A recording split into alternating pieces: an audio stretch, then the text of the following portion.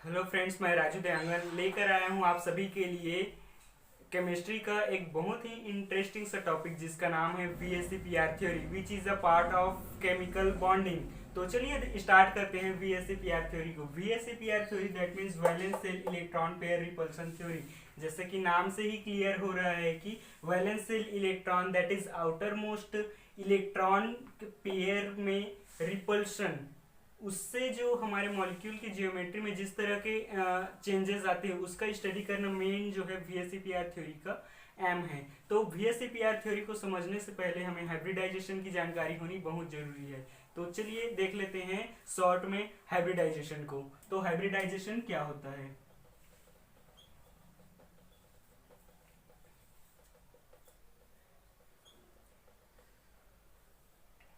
तो hybridization is a concept of mixing atomic orbitals to form new hybrid orbitals with same energy and shape of the component atomic orbitals। अगर इसको simple से शब्दों में समझाऊं तो हाइब्रिडाइजेशन किसी भी मॉलिक्यूल की जियोमेट्री को डिसाइड करता है, राइट? बस इतना ही। तो अब यहाँ पर जियोमेट्री क्या होती है? Geometry geometry is a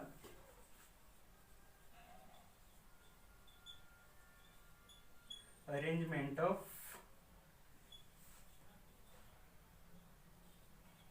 bond pair and lone pair.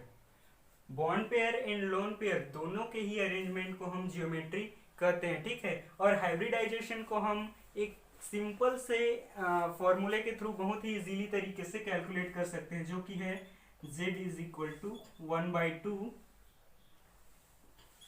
Number of valence electron on central atom plus negative charge minus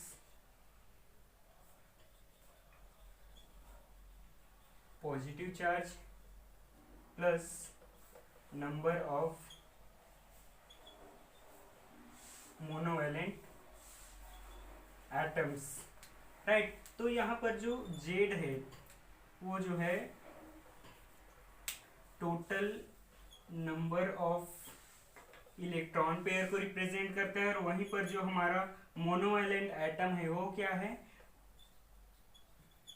atom which have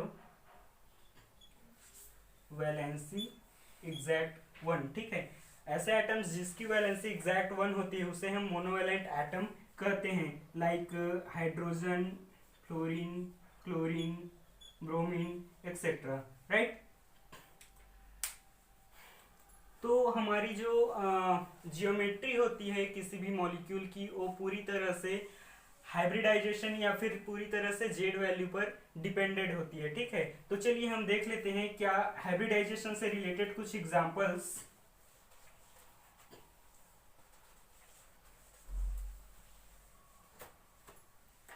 तो यहाँ पर मैं एक टेबल बना देता हूँ, जैसे कि यहाँ पर मैं लिख देता हूँ जेड वैल्यू, उसकी हाइब्रिडाइजेशन, उसकी जियोमेट्री क्या होगी, देन उसके बॉन्ड एंगल क्या होगा, राइट। जैसा कि अभी अभी मैंने बताया कि जो किसी भी मॉलिक्यूल की जियोमेट्री होती है वो पूरी तरीके से जेड वैल्यू पर डिपेंडेंट होती है। तो जेड वैल्यू मान लो मेरा है 2, 3, 4, 5, 6 एंड 7। तो जेड वैल्यू अगर 2 है तो मेरा हाइब्रिडाइजेशन sp हाइब्रिडाइजेशन हो जाएगा, वहीं जियोमेट्री जो है लीनियर हो जाएगी, और जो बॉन्ड एंगल है वो 180 डिग्री का बॉन्ड एंगल हो जाएगा। अगर z की वैल्यू 3 आ रही है तो मेरा हाइब्रिडाइजेशन sp3 हाइब्रिडाइजेशन हो जाएगा, सॉरी sp2 हाइब्रिडाइजेशन हो जाएगा, और वही जो जियोमेट्री है वो ट्राइगोनल प्लेनर होगा, और जो बॉन्ड एंगल बनेगा वो 120 डिग्री का बनेगा। अगर z की वैल्यू 4 आ रही है तो मेरा हाइब्रिडाइजेशन हो जाएगा sp3 हाइब्रिडाइजेशन, और जियोमेट्री हो जाएगा टेट्राहेड्रल, और बॉन्ड एंगल हो जाएगा 109 डिग्री 28 मिनट का, राइट। अगर z की वैल्यू 5 आ रही है तो मेरा हाइब्रिडाइजेशन हो जाएगा sp3d हाइब्रिडाइजेशन, और जियोमेट्री हो जाएगी ट्राइगोनल बाइपिरामिडल जियोमेट्री हो जाएगी, और वहीं पर जो बॉन्ड एंगल होगा वो 120 डिग्री एंड 90 डिग्री का बॉन्ड एंगल बनाएगा। ठीक है, अगर जेड वैल्यू 6 आ रही है तो हाइब्रिडाइजेशन हो जाएगा sp3d2 हाइब्रिडाइजेशन, और यहाँ पर जो अपनी जियोमेट्री बनेगी वो जो है ऑक्टाहेड्रल बनेगी, और यहाँ पर जो अपना बॉन्ड एंगल बनेगा वो एग्जैक्ट 90 डिग्री का बॉन्ड एंगल बनेगा, राइट। और यहाँ पर अगर जब z की वैल्यू अगर आ रही है 7, तो हाइब्रिडाइजेशन हमारा हो जाएगा sp3d3 हाइब्रिडाइजेशन, और वहीं पर जियोमेट्री जो हो जाएगी, जियोमेट्री हमारी हो जाएगी पेंटागोनल बाइपिरामिडल, राइट। और यहाँ पर जो बॉन्ड एंगल होगी वो 72 डिग्री एंड 90 डिग्री का बॉन्ड एंगल होगा। तो ये हाइब्रिडाइजेशन का एक शॉर्ट टेबल है जिसके थ्रू हम जान सकते हैं कि कौन से हाइब्रिडाइजेशन में कौन सी जियोमेट्री होगी और कौन सी बॉन्ड एंगल पाया जाएगा, राइट। चलिए इसका एक एग्जांपल लेके चलते हैं।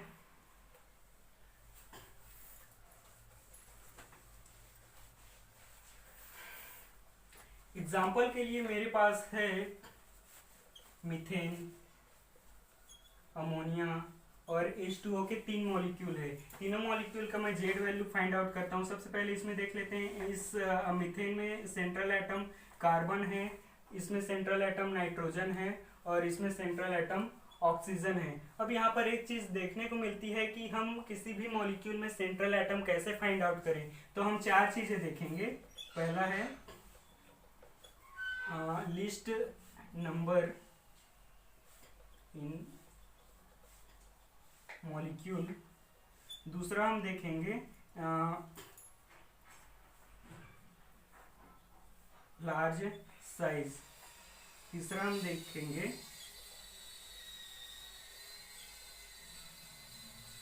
Tendency to form more bonds, चौथा पॉइंट हम देखेंगे लेस इलेक्ट्रोनिगेटिविटी, राइट। मतलब कि जो हमारा सेंट्रल एटम बनेगा किसी भी मॉलिक्यूल का, उसका जो वो पर्टिकुलर मॉलिक्यूल में लिस्ट नंबर में होनी चाहिए, मतलब कि उसकी नंबर कम होनी चाहिए। लाइक मैं अगर कार्बन डाइऑक्साइड का एग्जांपल दूं तो यहाँ पर कार्बन जो है, कार्बन का एटम 1 है और ऑक्सीजन जो है 2 एटम्स में प्रेजेंट है। तो यहाँ पर सेंट्रल एटम इस पॉइंट के अकॉर्डिंग सेंट्रल एटम जो होगा मेरा कार्बन होगा। दूसरे पॉइंट की तरफ हम बढ़ते हैं, लार्ज साइज बोला गया है। तो जैसा कि हम जानते हैं कि ऑक्सीजन की साइज जो है कार्बन के साइज से छोटा होता है, मतलब कि कार्बन का साइज जो है बड़ा होता है, तो कार्बन इस तरीके से सेंट्रल एटम कार्बन ही हुआ। थर्ड पॉइंट हम देखते हैं tendency to form more bonds. Central atom जिसे हम ले रहे हैं उसकी टेंडेंसी ज्यादा से ज्यादा बॉन्ड फॉर्मेशन की होनी चाहिए, ज्यादा से ज्यादा वो बॉन्ड फॉर्म कर सके। अब ज्यादा से ज्यादा बॉन्ड फॉर्म कैसे करेगा, जिस एटम के पास वैलेंस इलेक्ट्रॉन ज्यादा होंगे वो ज्यादा से ज्यादा बॉन्ड फॉर्म करेंगे, राइट। यहाँ पर हम देख सकते हैं कार्बन में 4 वैलेंस इलेक्ट्रॉन होता है और वहीं ऑक्सीजन में जो है 2 वैलेंस इलेक्ट्रॉन होता है, राइट। तो इस तरीके से जो कार्बन है वह जो है ज्यादा बॉन्ड फॉर्म करेगा देन द ऑक्सीजन, राइट।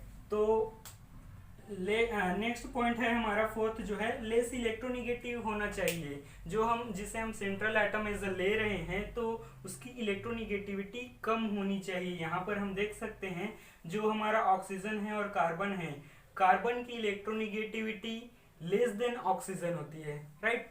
तो इस तरीके से हम कार्बन को as a central atom choose करते हैं, राइट। तो यहाँ पर हम देख सकते हैं किसी भी मॉलिक्यूल में सेंट्रल एटम इस चारों पॉइंट को फॉलो करते हुए हम सेलेक्ट कर सकते हैं, राइट। तो चलिए आगे बढ़ते हैं।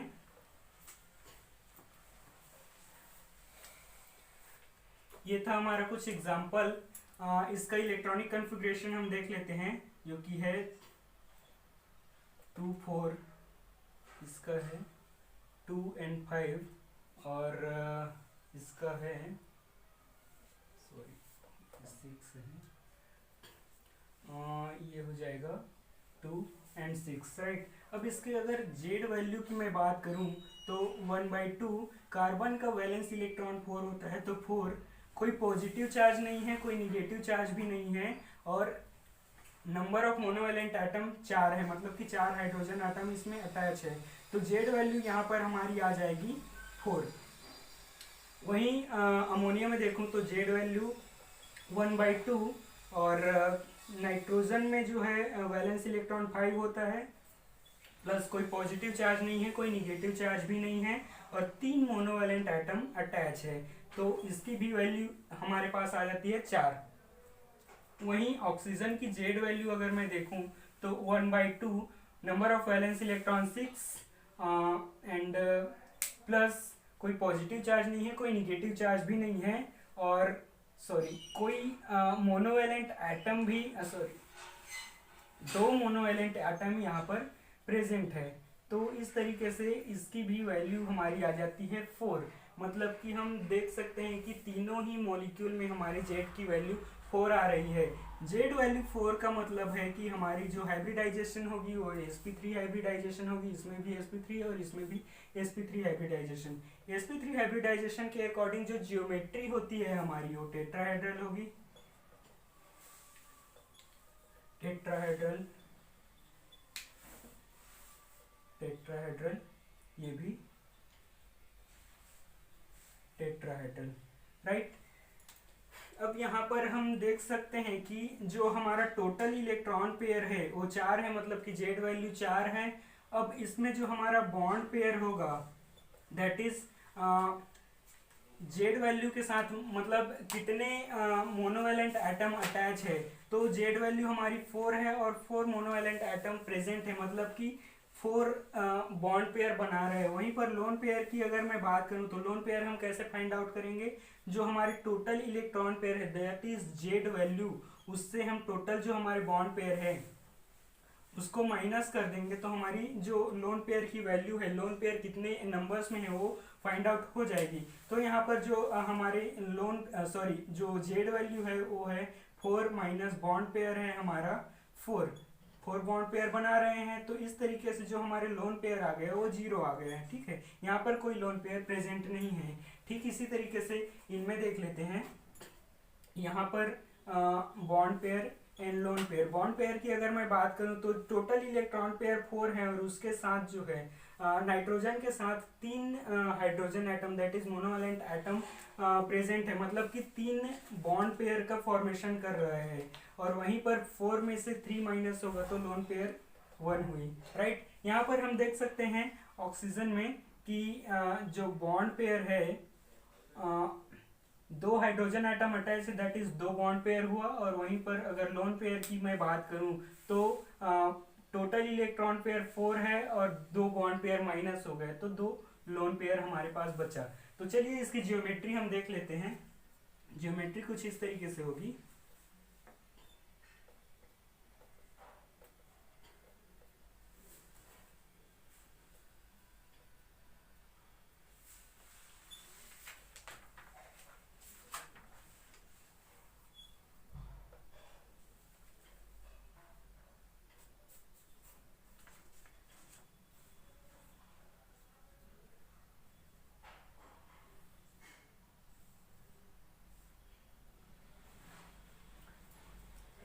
यहाँ पर हमने तीनों की जियोमेट्री बना लिया।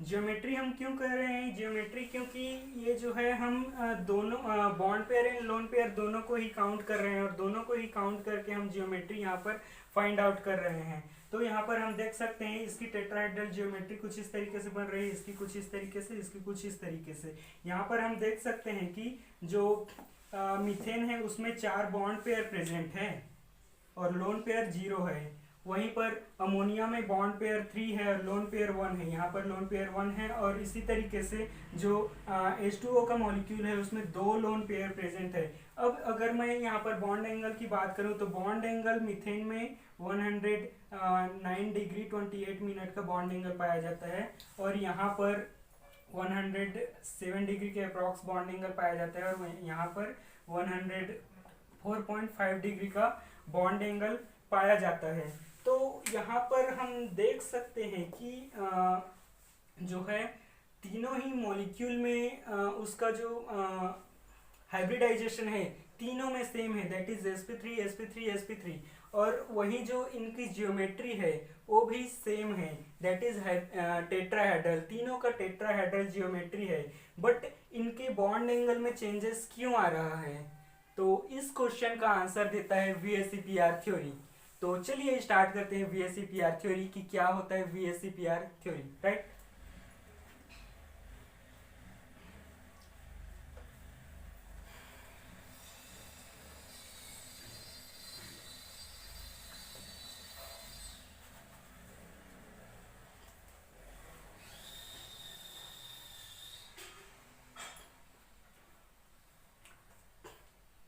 VSEPR थ्योरी को सबसे पहले सिज्विक एंड पॉवेल ने दिया था, देन उसको फर्दर जिलेस्पी एंड हॉल ने उनको फर्दर डेवलप किया था।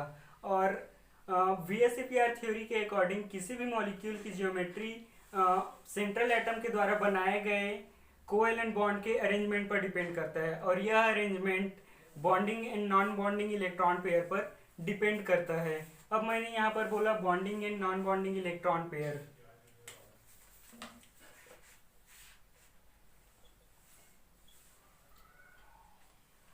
तो जो हमारा बॉन्डिंग इलेक्ट्रॉन पेयर होता है वो दो न्यूक्लियस के थ्रू अटैच होता है, और जो हमारा नॉन बॉन्डिंग इलेक्ट्रॉन पेयर होता है वो जो है ओनली एक न्यूक्लियस के थ्रू अटैच होता है। तो इससे क्या होता है, जो हमारा नॉन बॉन्डिंग इलेक्ट्रॉन पेयर है उसके पास इलेक्ट्रॉन डेंसिटी ज़्यादा होती है। इलेक्ट्रॉन डेंसिटी ज़्यादा होने के कारण उसको ज़्यादा स्पेस की रिक्वायरमेंट होती है, और इसी रिक्वायरमेंट को फुलफिल करने के लिए वो अपने आसपास के अदर इलेक्ट्रॉन पेयर को अपने से दूर पुश करता है या फिर रिपेल करता है, जिसके वजह से हमारे मॉलिक्यूल की जियोमेट्री क्या हो जाती है, डिस्टॉर्टेड हो जाती है, और बॉन्ड एंगल जो है कम हो जाता है। मान लो यहाँ पर जो हमारा यहाँ पर रिपल्शन पाया गया है ड्यू टू लोन पेयर, तो इसकी जियोमेट्री कुछ चेंजेस हो जाती है। मान लो यहाँ पर 180 डिग्री का एंगल बन रहा है, तो इस लोन पेयर के कारण जो हमारी जियोमेट्री बनेगी, सॉरी, जो हमारा बॉन्ड एंगल बनेगा वो अप्रॉक्स 120 डिग्री के अराउंड बनेगा। तो इस तरीके से वर्क करता है VSEPR थ्योरी। इस तरीके से जो इफेक्ट डालता है लोन पेयर जो है, इस इफेक्ट को हम लोन पेयर इफेक्ट के नाम से भी जानते हैं। इसके कुछ इंपॉर्टेंट पॉइंट्स देख लेते हैं जो कि इंपॉर्टेंट है VSEPR थ्योरी से जियोमेट्री से शेप वगैरह निकालने में, जो कि यूजफुल है। जिसमें से पहला है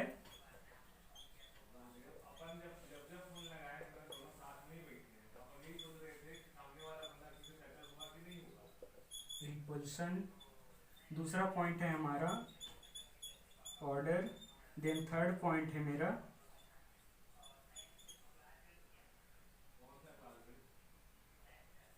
जियोमेट्री एंड शेप। तो रिपल्शन देख लेते हैं, पहले रिपल्शन में होता क्या है कि प्रत्येक इलेक्ट्रॉन पेयर एक दूसरे को हमेशा रिपेल ही करेंगे। जैसे कि हम बचपन से पढ़ते आ रहे हैं कि जो सेम चार्ज होते हैं, सेम तरह के चार्ज होते हैं, वो हमेशा एक दूसरे को रिपेल करते हैं, और दो अपोजिट चार्ज में अट्रैक्शन पाया जाता है। यहाँ पर इलेक्ट्रॉन्स प्रेजेंट है, that means negatively charge present है, और निगेटिव चार्ज एक दूसरे को हमेशा ही रिपेल करेंगे, राइट। नेक्स्ट है हमारा ऑर्डर।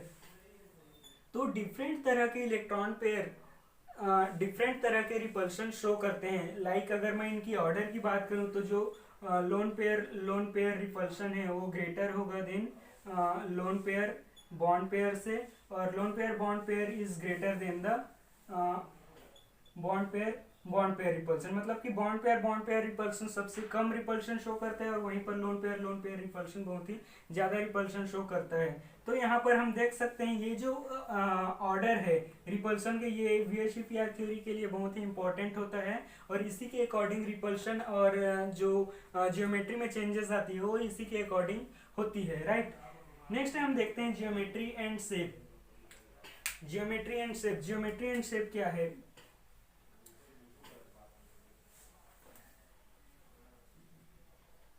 जियोमेट्री में बोल सकता हूं arrangement of bond pair and lone pair, और वहीं शेप मैं बोल सकता हूँ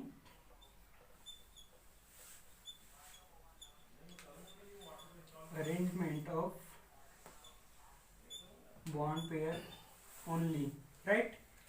जो जियोमेट्री होती है वो हमारी arrangement of bond pair and lone pair and bond pair दोनों को कंसीडर किया जाता है जियोमेट्री में। और वहीं अगर शेप की बात की जाए तो सिर्फ arrangement of bond pair only, उसको लोन पेयर से कोई मतलब ही नहीं है। लोन पेयर कितना भी हो, लोन पेयर से कोई मतलब नहीं है शेप को, ओनली बॉन्ड पेयर को काउंट किया जाएगा, राइट।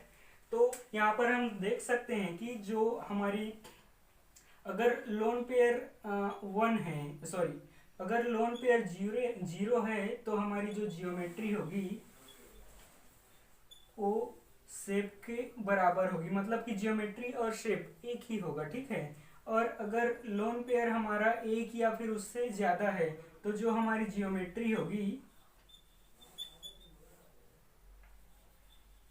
वो नॉट इक्वल टू शेप होगी, राइट। मतलब कि जीरो पर जियोमेट्री और शेप एक ही है। अगर एक या एक से अधिक लोन पेयर यहाँ पर किसी भी मॉलिक्यूल में प्रेजेंट हो रहा है तो जियोमेट्री चेंज हो जाएगा और वो शेप कहलाएगा, राइट।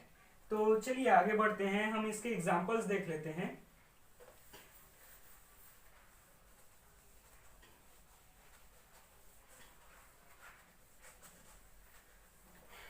एग्जाम्पल के लिए सबसे पहले मैं लेता हूं SO2 का मॉलिक्यूल जिसमें सेंट्रल एटम सल्फर है, जिसका इलेक्ट्रॉनिक कॉन्फ़िगरेशन 286 होता है। और इसकी जेड वैल्यू की अगर बात किया जाए तो 1/2 वैलेंस इलेक्ट्रॉन में, वैलेंस ऑर्बिटल में 6 इलेक्ट्रॉन है, तो 6 प्लस कोई पॉजिटिव चार्ज नहीं है मॉलिक्यूल में, कोई निगेटिव चार्ज भी नहीं है। और यहाँ पर हम देख सकते हैं ऑक्सीजन जो है डाईवैलेंट एटम है, मोनोवैलेंट एटम नहीं है, तो यहाँ पर इसके साथ कुछ भी नहीं होगा 6। तो यहाँ पर हम देख सकते हैं कि जेड की वैल्यू 3 निकल के आ गई, 3 निकल के आ गई। दैट मीन्स यहाँ पर हमारा हाइब्रिडाइजेशन हो जाएगा, sp3 हाइब्रिडाइजेशन। वहीं पर अगर बॉन्ड पेयर और लोन पेयर की अगर मैं बात करूं तो सल्फर के साथ 2 ऑक्सीजन के एटम्स प्रेजेंट है या फिर उसके साथ अटैच है, तो यहाँ पर जो बॉन्ड पेयर बनेगा, 2 बॉन्ड पेयर बनेगा। और वहीं अगर लोन पेयर की अगर मैं बात करूं तो टोटल इलेक्ट्रॉन पेयर हमारा 3 है और 2 बॉन्ड पेयर बना रहा है, दैट इज 1 लोन पेयर यहाँ पर प्रेजेंट होगा, ठीक है। और sp3 हाइब्रिडाइजेशन के अकॉर्डिंग अगर मैं जियोमेट्री की बात करूं तो जियोमेट्री हमारी हो जाएगी ट्राइगोनल प्लेनर, राइट। और वहीं पर जो बॉन्ड एंगल होगा वो हो जाएगा 120 डिग्री का, राइट। तो चलिए इसका जो जियोमेट्री है उसको देख लेते हैं सबसे पहले।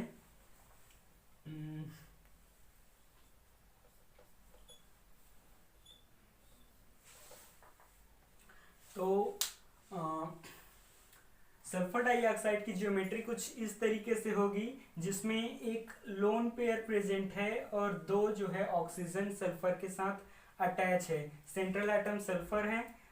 यहाँ पर हम देख सकते हैं कि due to the lone pair, यहाँ पर सबसे पहले हम जियोमेट्री को कंसीडर करते हैं। जियोमेट्री के अकॉर्डिंग टोटल जो इलेक्ट्रॉन पेयर है 3 है, दैट इज 1 2 3। 3 इलेक्ट्रॉन पेयर के अकॉर्डिंग जो जियोमेट्री हमारी होगी वो trigonal bi pyramidal trigonal planar होगी। यहाँ पर ट्राइगोनल प्लेनर जो जियोमेट्री है हम देख सकते हैं, और बॉन्ड एंगल जो है 120 डिग्री का होगा, right. But due to the presence of lone pair, इस लोन पेयर के प्रेजेंस होने के कारण यह लोन पेयर अपने जो है आसपास के जो अदर क्या बोलते हैं इलेक्ट्रॉन पेयर्स हैं उनको रिपेल करेगा। क्यों? क्योंकि इसमें इलेक्ट्रॉन डेंसिटी ज़्यादा है और इलेक्ट्रॉन डेंसिटी ज़्यादा होने के कारण उसको ज़्यादा स्पेस की रिक्वायरमेंट है। इस रिक्वायरमेंट को फुलफिल कर रहा है, अपने आसपास के इलेक्ट्रॉन पेयर को रिपेल कर रहा है, जिससे यह जो है पर्टिकुलर मॉलिक्यूल जो है डिस्टॉर्टेड हो जाती है और जो बनना चाहिए था इसको ट्राइगोनल प्लेनर से, बट इस लोन पेयर के प्रेजेंस होने के कारण इसका जो शेप हो जाता है, इसको हम शेप बोलेंगे, राइट। तो इसका जो शेप होगा वो वी शेप बनाता है, राइट। भी की तरह का जो है शेप बनाता है, राइट। और इसमें जो डिस्टॉर्शन के कारण इसका जो बॉन्ड एंगल होगा यहाँ पर मोर देन 120 डिग्री होगा और यहाँ पर लेस देन 120 डिग्री होगा, राइट। चलिए नेक्स्ट एग्जांपल हम ले लेते हैं जो कि है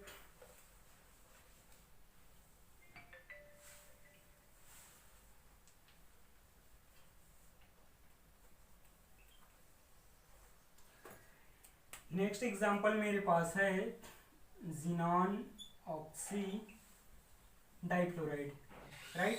यहाँ पर जो जिनॉन है वो सेंट्रल एटम है और इसमें 8 वैलेंस इलेक्ट्रॉन होता है। तो इसकी जेड वैल्यू की अगर मैं बात करूँ तो 1/2 जिनॉन का वैलेंस इलेक्ट्रॉन 8 होता है, प्लस दो मोनोवैलेंट एटम प्रेजेंट है। कोई पॉजिटिव चार्ज भी नहीं है मॉलिक्यूल में, कोई निगेटिव चार्ज भी नहीं है, दो मोनोवैलेंट एटम यहाँ पर प्रेजेंट है। ये तो डाइवैलेंट एटम हो गया।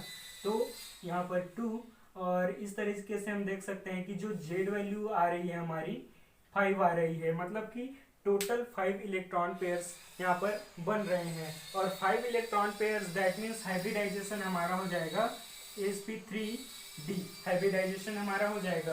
अब इसमें हम बॉन्ड पेयर की अगर हम बात करें तो 5 इलेक्ट्रॉन पेयर प्रेजेंट है और यहाँ पर 3 एटम जो है जिनॉन के साथ प्रेजेंट है। तो यहाँ पर जो हमारा बॉन्ड पेयर हो जाएगा वो 3 बॉन्ड पेयर हो जाएगा। वहीं लोन पेयर की अगर मैं बात करूं तो टोटल इलेक्ट्रॉन पेयर हमारे पास 5 है और 3 बॉन्ड पेयर है। तो टोटल लोन पेयर जो हमारा हो जाएगा वो 2 हो जाएगा। वहीं अब जियोमेट्री जो कि sp3 हाइब्रिडाइजेशन के अकॉर्डिंग होगी वो क्या होगी, वो हमारी होगी ट्राइगोनल बाइपिरामिडल जियोमेट्री। और जो हमारा बॉन्ड एंगल होगा वो होगा 120 डिग्री एंड 90 डिग्री का बॉन्ड एंगल पाया जाएगा। दोनों ही बॉन्ड एंगल पाए जाएंगे, मैं एक्सप्लेन करता हूँ कैसे पाया जाएगा, ठीक है। तो इसका जियोमेट्री हम देख लेते हैं किस तरीके से इसकी जियोमेट्री होगी।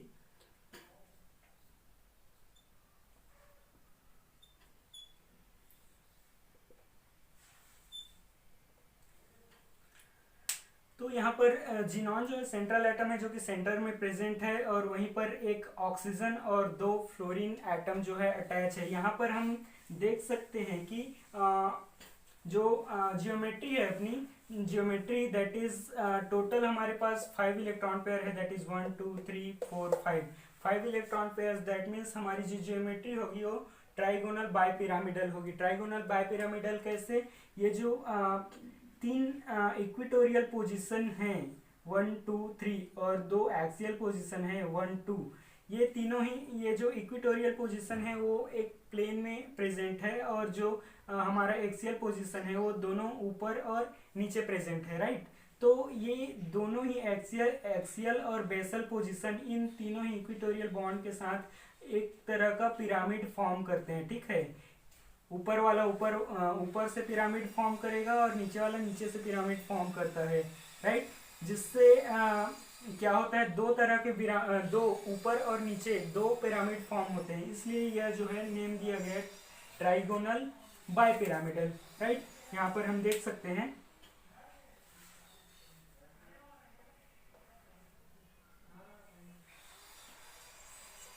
चलिए आगे बढ़ते हैं। इस पर्टिकुलर मॉलिक्यूल में हम देख सकते हैं कि 2 लोन पेयर प्रेजेंट हैं, 2 लोन पेयर प्रेजेंट है, मैंने इंडिकेट कर दिया। अब इस 2 लोन पेयर की वजह से यहाँ पर हम देख सकते हैं कि यहाँ पर लोन पेयर रिपल्सन, यहाँ पर हम देख सकते हैं यहाँ पर loan pair bond pair repulsion और यहाँ पर हम देख सकते हैं यहाँ पर बॉन्ड पेयर रिपल्शन। मतलब कि तीनों ही तरह का रिपल्शन जो कि हमने पिछले पढ़ चुके हैं, रिपल्शन जो अलग अलग तरह के रिपल्शन थे, तो तीनों ही तरह के रिपल्शन यहाँ पर प्रेजेंट है, राइट। तो यहाँ पर जो इसकी जो शेप हो जाएगी,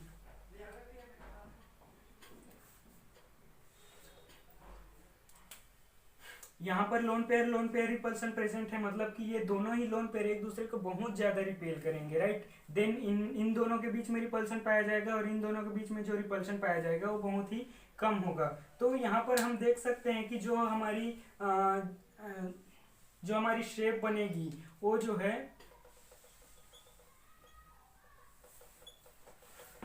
T टी शेप बनेगी। यहाँ पर अगर मैं शेप को कंसीडर करूँ तो मैं इन दोनों ही लोन पेयर को इरेज कर देता हूँ। दैट इज शेप में हम लोन पेयर को कंसीडर नहीं करते। तो यह साइज कुछ, अगर मैं इसको 190 डिग्री रोटेट कर दूं तो ये कुछ टी साइज का ही दिख रहा है। तो इस तरह से इसका जो शेप हो जाएगा वो टी शेप हो जाएगा। राइट, उम्मीद करता हूँ अच्छे से समझ में आया होगा। चलिए आगे बढ़ते हैं, एक और एग्जांपल लेके चलते हैं।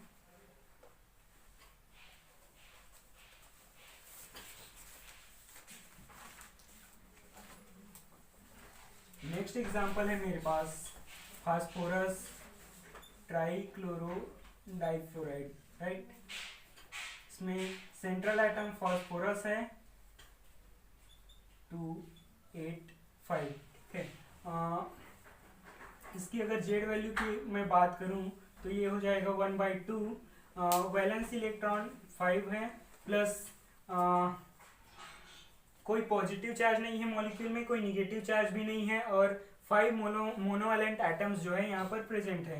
तो 5 यहाँ पर हम देख सकते हैं कि जो हमारी जेड वैल्यू आ गई अगेन 5 आ जाती है। तो 5 Z value, that means total electron pairs कितने हैं, 5 है हमारे पास। टोटल 5 इलेक्ट्रॉन पेयर के अकॉर्डिंग जो हमारी ज्योमेट्री होगी वो sp3d हाइब्रिडाइजेशन होगी। राइट, और जो बॉन्ड पेयर होगा, बॉन्ड पेयर को अगर मैं यहाँ पर देखूं तो फास्फोरस के साथ 3 और 2 5 एटम्स जो है अटैच है। तो इस तरीके से बॉन्ड पेयर 5 हो जाएगा और लोन पेयर 0 हो जाएगा। राइट, तो इसके अकॉर्डिंग sp3 हाइब्रिडाइजेशन के अकॉर्डिंग जो हमारी जियोमेट्री बनेगी वो ट्राइगोनल बाइपिरामिडल ही बनेगी, और बॉन्ड एंगल जो है 120 डिग्री एंड 90 डिग्री ही होगी। ठीक है, तो चलिए इसकी जियोमेट्री हम देख लेते हैं। फास्फोरस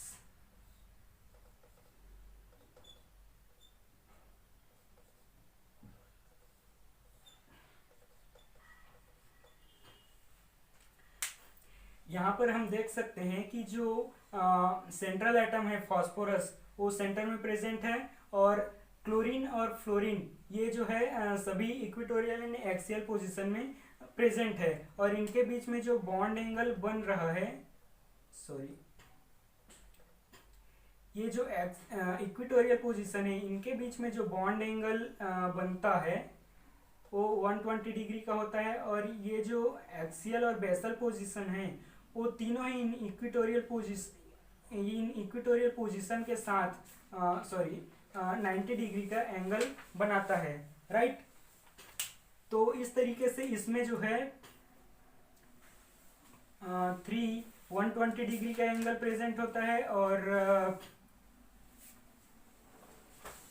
6 जो है 90 डिग्री का एंगल प्रेजेंट होता है। राइट, ये ऊपर वाला एक्सियल पोजीशन इन तीनों इक्वेटोरियल पोजीशन के साथ 390 डिग्री का एंगल बनाएगा। ठीक उसी तरीके से जो बेसल पोजीशन है, बेसल पोजीशन नीचे की तरफ से इक्वेटोरियल पोजीशन के साथ 390 डिग्री का एंगल बनाएगा। टोटल 690 डिग्री का एंगल यहाँ पर फॉर्म होगा। राइट,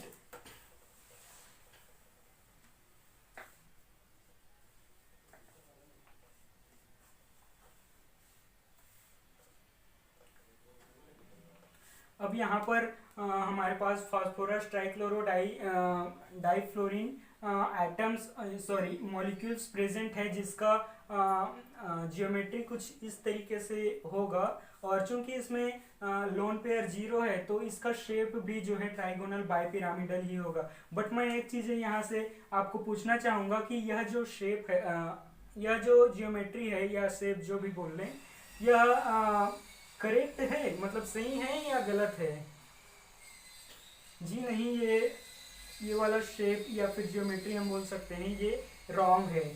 राइट वाला क्या होगा, यहाँ पर हम देख सकते हैं इसका जो करेक्ट जियोमेट्री या फिर शेप हम फाइंड आउट करने के लिए हमें बेंट रूल को फोकस करना पड़ेगा। चलिए देख लेते हैं क्या कहता है बेंट रूल।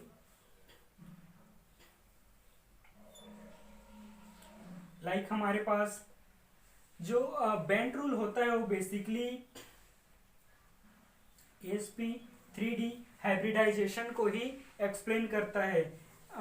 इसमें जो क्या होता है, जो बेंट रूल का ये कहना है कि जो एटम्स है, जो कि सराउंडिंग एटम्स है, वो सभी सेम हैं, तो फिर कोई दिक्कत ही नहीं है। बट अगर सभी एटम्स जो कि सराउंडिंग अटैच है वो डिफरेंट है, तब यहाँ पर बेंट रूल अप्लाई होता है। अब यहाँ पर हम देख सकते हैं कि जो sp3 डिहाइब्रिडाइजेशन है, दैट इज जिसकी जियोमेट्री होती है ट्राइगोनल बाई पिरामिडल। तो उसमें क्या होता है कि जो ये एस ऑर्बिटल हो गया और पी के तीन orbital, that is P X, P Y, P Z जो है कंसिडर किए जाते हैं, और डी के वही जो है डी जेड स्क्वायर कंसिडर किए जाते हैं। अब यहाँ पर हम देख सकते हैं कि जो एस, पी एक्स और पी वाई, ये तीनों ही ऑर्बिटल्स जो हैं रिस्पॉन्सिबल फॉर इक्विटोरियल बॉन्ड।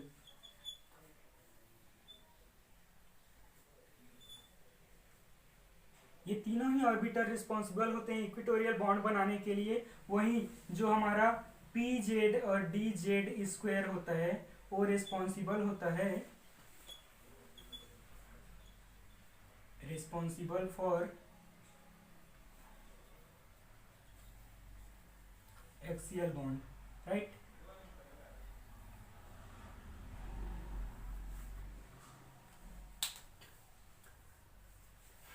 जो यहाँ पर हम देख सकते हैं कि इसमें S orbital, P x orbital और पी वाई ऑर्बिटल दोनों ही इक्विटोरियल बॉन्ड का फॉर्मेशन कर रहे हैं। दैट इज यहाँ पर हम ये भी कह सकते हैं कि इसमें मोर एस कैरेक्टर प्रेजेंट है, ठीक है।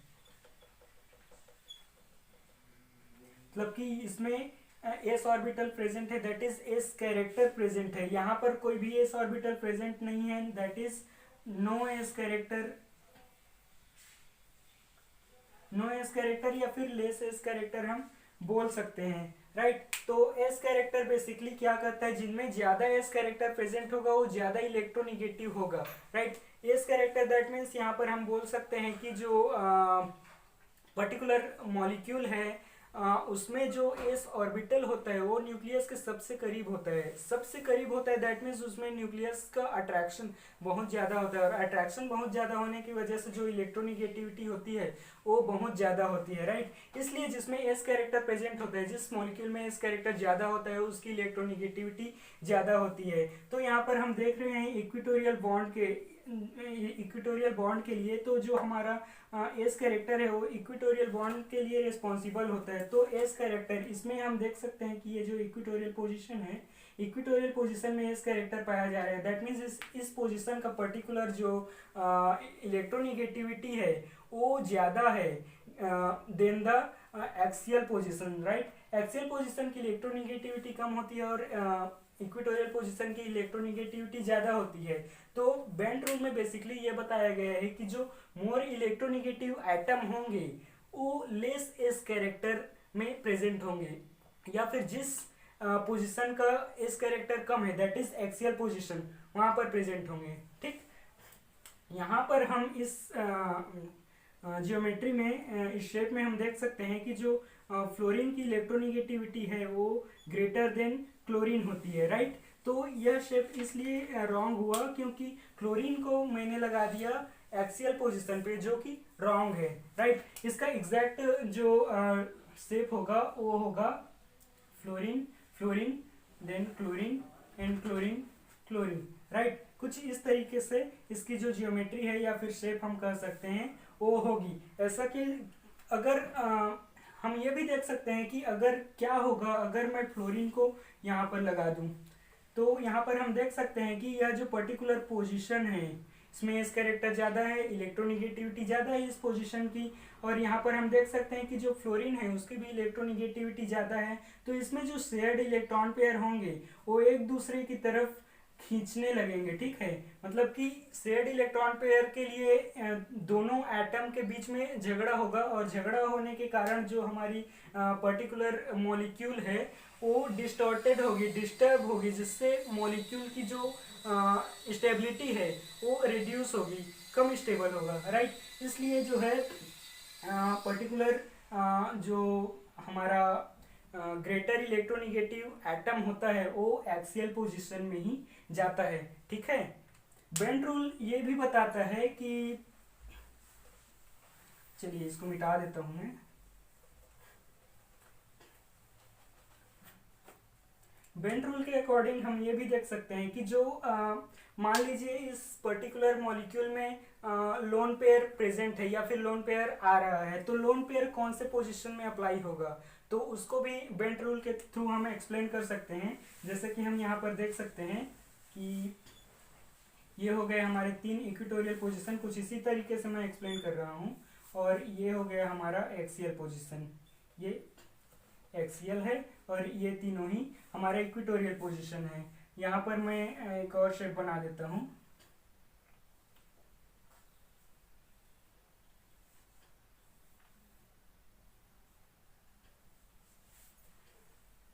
ठीक है, ये वाला हो गया अपना एक्सियल, ये बेसल, और ये तीनों जो है इक्वेटोरियल पोजीशन, राइट। तो यहाँ पर हम देख सकते हैं कि जो हमारा एक्सियल पोजीशन है, एक्सियल पोजीशन में अगर लोन पेयर को हम रखते हैं तो क्या होगा, यह लोन पेयर इस बॉन्ड के साथ, इन तीनों ही इक्वेटोरियल बॉन्ड के साथ में जो है 90 डिग्री का एंगल फॉर्मेशन करेगा। ठीक है, यहाँ भी मतलब कि 390 डिग्री का एंगल फॉर्मेशन कर रहा है। वहीं पर अगर हम लोन पेयर को जो है इक्वेटोरियल पोजीशन में रखते हैं, तो यह जो लोन पेयर है एक्सियल और बेसल दोनों ही बॉन्ड के साथ में जो है 90 डिग्री का एंगल फॉर्मेशन कर रहा है। तो यहाँ पर हम देख सकते हैं कि यहाँ पर 390 डिग्री का एंगल फॉर्मेशन हो रहा है, यहाँ पर 290 डिग्री का एंगल फॉर्मेशन हो रहा है। दैट इज यहाँ पर जो है मोर रिपल्सन होगा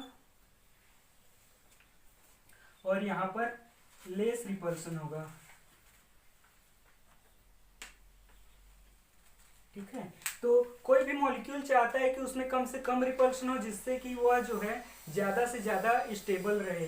यहाँ पर हम देख सकते हैं कि यहाँ पर तीन तीन जो है 90 डिग्री का बॉन्ड एंगल बन रहा है, मतलब कि ये जो एक्सियल पोजीशन में प्रेजेंट जो हमारा लोन पेयर है वो तीनों ही इक्वेटोरियल पोजीशन को रिपेल कर रहे हैं, मतलब कि इसमें रिपेल्सन ज्यादा हो रहा है और रिपल्सन ज्यादा हो रहा है। दैट इज ये जो है लेस स्टेबल होगा, राइट। यहाँ पर हम देख सकते हैं कि जो इक्वेटोरियल पोजीशन में हमारा जो लोन पेयर है वो एक्सियल एंड बेसल दो ही बॉन्ड को रिपेल कर रहा है, मतलब दो ही 90 डिग्री का एंगल बना रहा है। तो यहाँ पर जो रिपल्सन है लेस रिपल्सन पाया जा रहा है। दैट इज यहाँ पर जो स्टेबिलिटी होगा वो, या फिर हमारा जो मॉलिक्यूल होगा वो मोर स्टेबल होगा, राइट। तो इस तरीके से